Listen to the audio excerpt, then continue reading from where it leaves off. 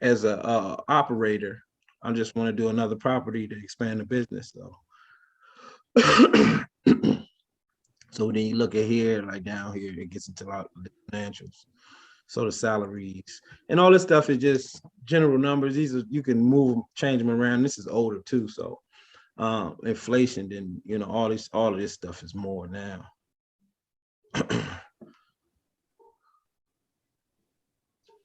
So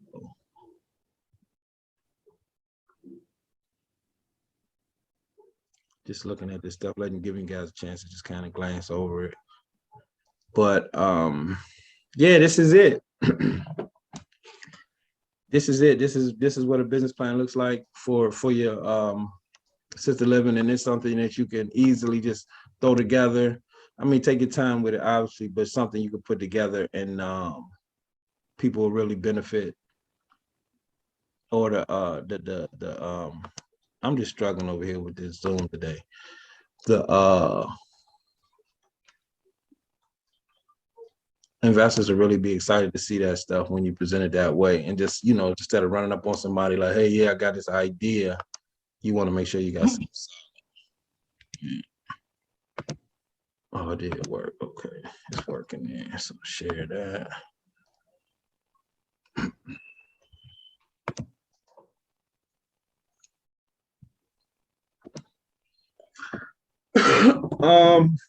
Another thing that happens in the state of Maryland. So what if you don't mind me asking, Sonia, tell me what were the requirements for them to allow you to get residents there in those properties?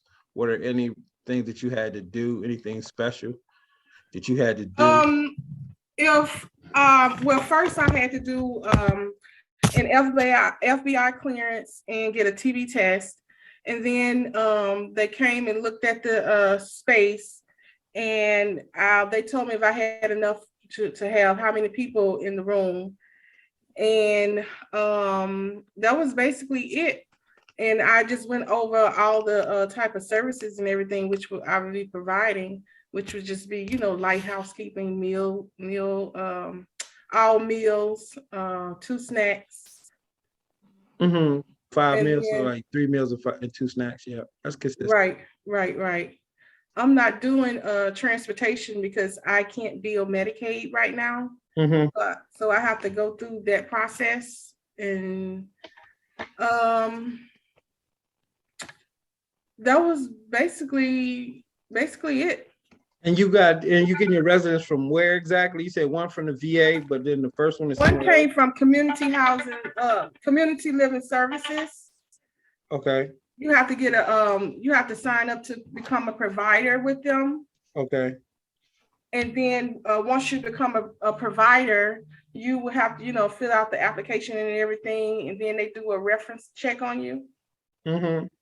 And then you communicate with the social worker, and then that's who will give you placements, the social worker. So there wasn't any licensing process? No, it's unlicensed. Oh, okay. In Michigan, you do not have to be licensed unless you have 4 or more people. Okay. So 4 or more. So you can only have 3? No, I can have 4. I can have up to 4 people. Unlicensed. Right, unlicensed. And if I was to get the 5th person, then I would have to be licensed. Oh, okay. So once you get to that 5th person, then you get, okay, that's perfect. So yeah, so you didn't just in just one or 2 phone calls, you didn't basically started your whole situation. So what made you call them? Like what made you decide to give them a call?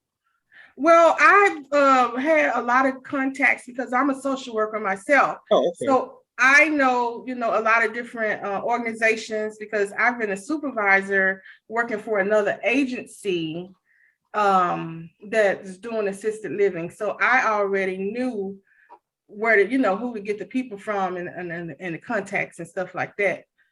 But I just didn't know about the funding side of it because when I worked for this other organization, I didn't have anything to do with the funding. Okay. Great. That's great stuff. So what happens here in Maryland and a lot of other states, there's a training that you have to go through. Valerie, you went through the 80-hour training, correct? Yes. So Maryland requires you to do 80 hours of training, and it's really, it's really intense. You're going to learn a lot. They walk you through a lot of things, that basically everything. I mean, if you got a good trainer, so I could definitely say that. I've been to trainers, so I've been in multiple classes for my own reasons, just for knowledge and just learning from different people and seeing what different trainers offer. And some trainers are so totally different, even though they may be state certified to do the training, don't mean they all the same. So some of them are really thorough, and some of them just give you a brush over, and you'll walk away with a lot of questions, and you'll have your 80 hours certification, but if you don't go to the right person, you're not ready. So picking the right person, asking for references and stuff like that is always important when it's time to find a training, even if you're going after even if they are state certified to give the training, you still want to be a little picky and figure out who's going to be great for you. And I definitely also would recommend to deal with trainers that's they're owners as well, they're operators as well. They're not just training and they don't got no assisted living they self.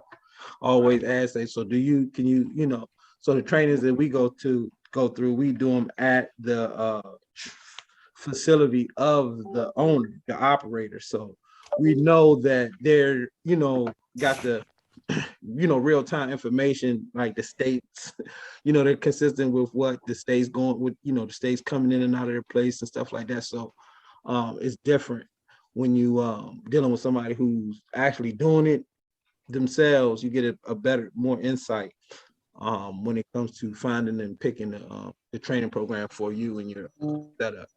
Well, normally you have to get CPR trained, recipient rights trained, medication trained, but I already had those trainings, so I didn't have to go through that.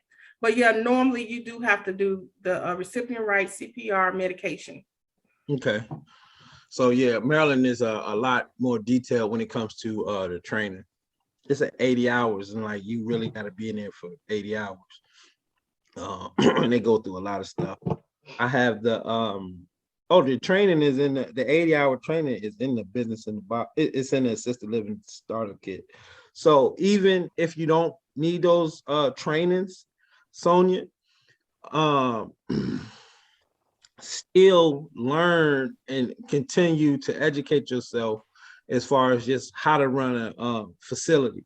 Even if there's not a lot of state requirements, you still want to hold your facility, hold your home at a high standard for your own well-being and safety and liability. But then also when it comes to marketing and because obviously I'm sure this is not going to be your first. It's not going to be your only property. You're going to eventually want to do another one. And by creating a good high standard of safety, privacy, care and management and communication and all the things that just come with a great facility, you still want to have that. One thing I do notice in states that don't require licenses, it's like people go to the low instead of go to the high. You feel what I mean? It's like they'll go to the lower standard they can pull off, opposed to the higher standard that they can attain. They'll just do the bare minimum. The residents is eating whatever. It's just not the greatest situation for the residents because of the lack of licensing.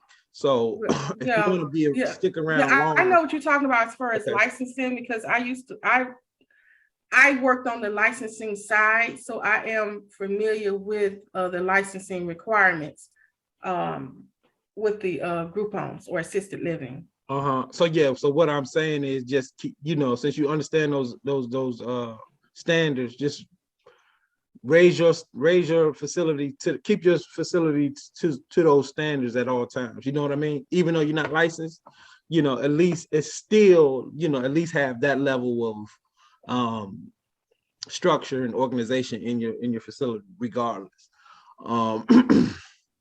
And it's just good. It's good practice too, because eventually I'm sure you're gonna want to get licensed.